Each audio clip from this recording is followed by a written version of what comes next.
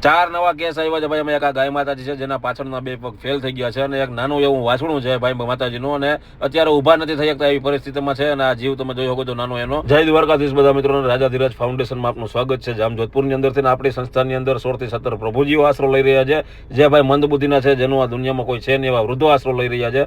40 ઉપર આપણે અત્યારે કહી શકીએ કે આપણી ગૌ માતાઓ છે કે જેને કાંઈક ને કાંઈક નાની મોટી તકલીફ છે, અને કોઈ માતાજીઓના આચરબંધ છે, કોઈના પગના ઓપરેશન છે, જે આપ રેગ્યુલર જોતા જઈશો ભાઈ. ને બધી માતાજીઓને ખોરાકની અંદર રાજદાણ છે, ખોળ છે, ભૂસું છે, કપાસિયા છે, આ બધી વસ્તુઓ રેગ્યુલર છે. આ બધા મિત્રોની મદદથી આ ઓપરેશન વાળા જીવ છે કે જેના પગના આપણે ઓપરેશન કરવા પડ્યા.